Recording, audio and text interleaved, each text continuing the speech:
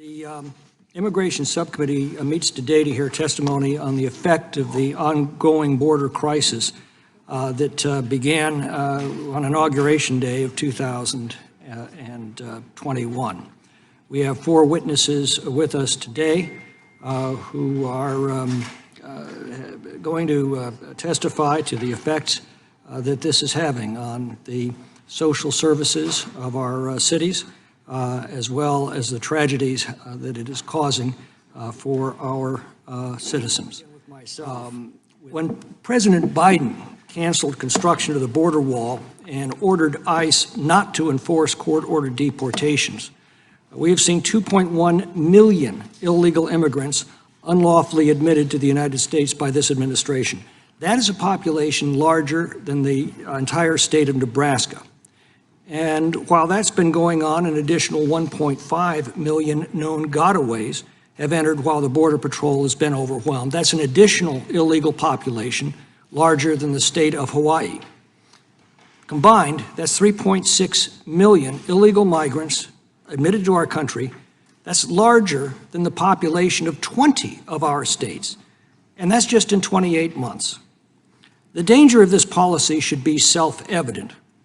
When the president surrendered unconditionally to the Taliban and abandoned Bagram Air Base in the middle of the night, he released 5,000 of the most dangerous terrorists on the planet who were detained there. We know where one went. 10 days later, he went to Abbey Gate at Kabul airport and detonated the bomb that killed 13 U.S. Marines. We know that nearly 200 individuals on the terrorist watch list were apprehended by the Border Patrol in 2022 and 2023, compared to just 14 in all 4 years of the Trump administration combined. What we don't know is how many more are among the 1.5 million known gotaways. Now, HHS Secretary Javier Becerra told his staff that he demanded a rapid release of illegal migrants into the country. He compared it to an assembly line, and he warned subordinates that if they didn't move faster, he'd find others who would. The lack of any serious vetting of those entering our country is producing tragic results for families like that of Kayla Hamilton, whose grieving mother we will hear from today. In her case, a 17-year-old MS-13 gang member was released into the United States as an unaccompanied alien child. Kayla Hamilton is dead as a result. Police investigating her murder noticed her assailant had gang tattoos, and one call to El Salvadorian authorities confirmed he was a known MS-13 gang member, something federal officials never bothered to ask, as they recklessly allowed him to enter the United States. Drug trafficking now produces an average of 200 fentanyl deaths in the United States every day, the equivalent of a passenger jet crashing every day. Just a few days of such carnage would ground every aircraft in America. But we're told that human trafficking is now becoming an even more profitable business to the cartels than drugs.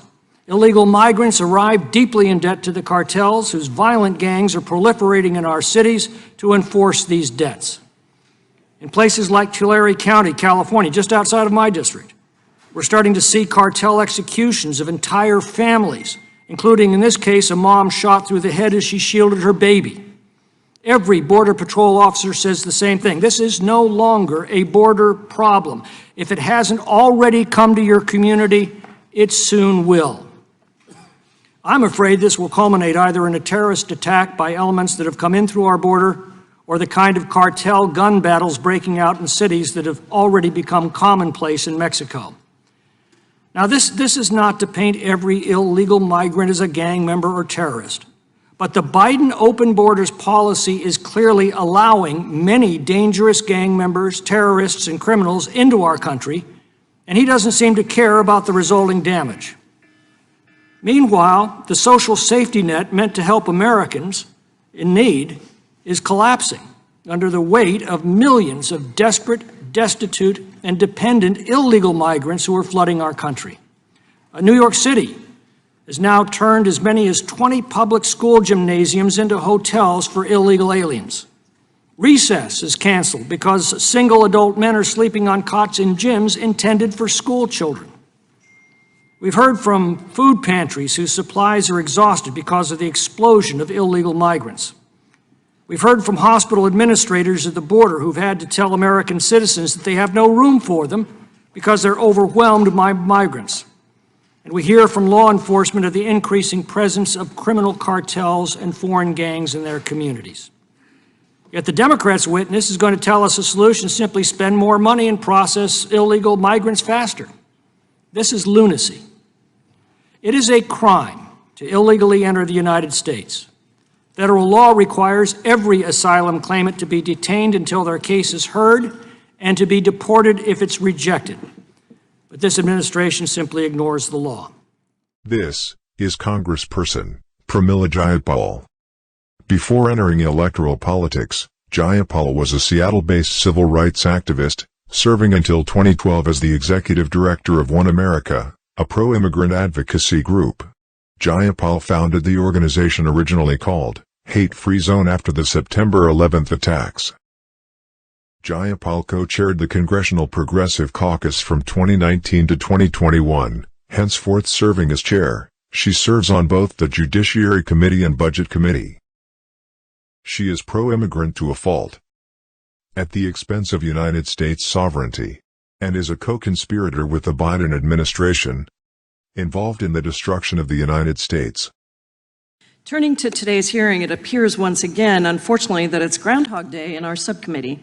Today is part 3 of our hearings on the Republicans' assault on immigrants and immigration, and I'm sure we'll have many more parts to come. I worry that today will be more of the same, with my Republican colleagues once again showing us that they are not serious about governing and finding solutions to the complex issue of immigration. 2.1 million immigrants illegally crossing the border in the last 2 years is not immigration. It can only be called invasion.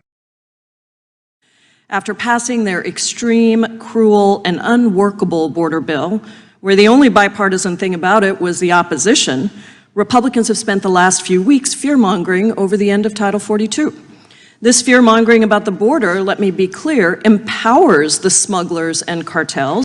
It is interesting that this leftist, Democratic mealy-mouthed fool does actually acknowledge that the cartels and smugglers are the problem, but by her twisted logic, blames those trying to stop the invasion.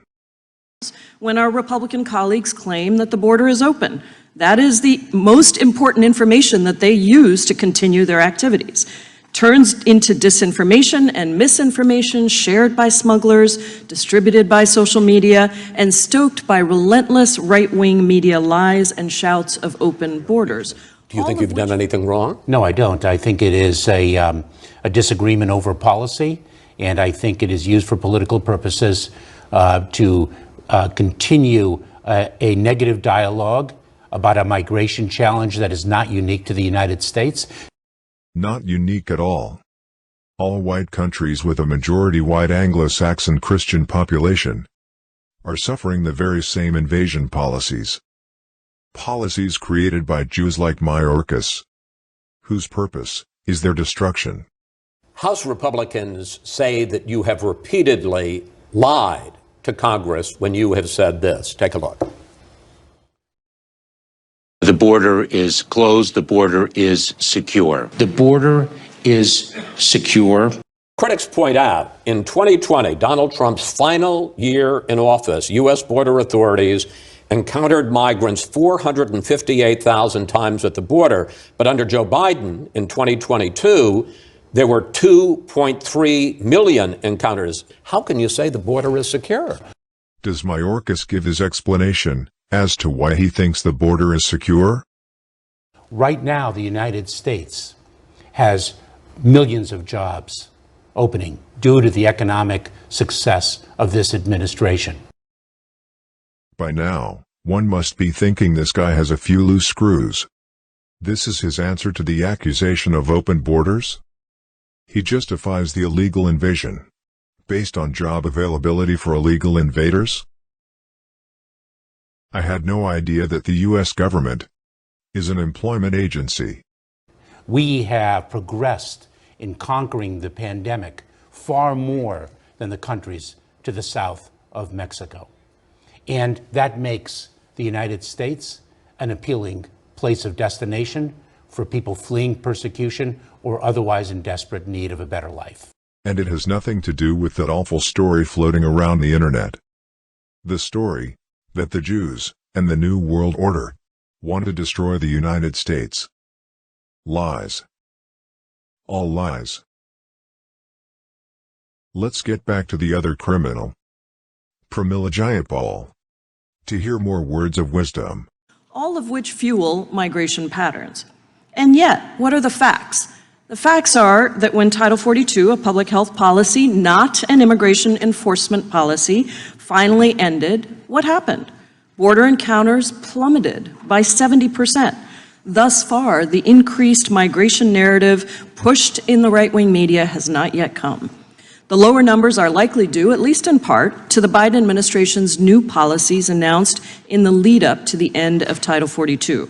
These announcements detailed how they plan to address migration to the southwest border going forward. The administration showed that once again, Democrats have real, workable solutions to manage migration and expand legal pathways. That is quite obvious by the fact that New York is running out of hotel rooms, and schools are being used as shelters. It's all working out, and Democrats have it all under control. On top of the parole programs created by the Biden administration earlier this year, the administration announced the creation of additional legal pathways that are intended to relieve pressure at the border. The administration announced that they're opening regional processing centers across the Western Hemisphere for the first time to facilitate access to legal pathways in the United States. It's useless trying to reason with these idiots. The more time they spend in today's educational system, the dumber they get.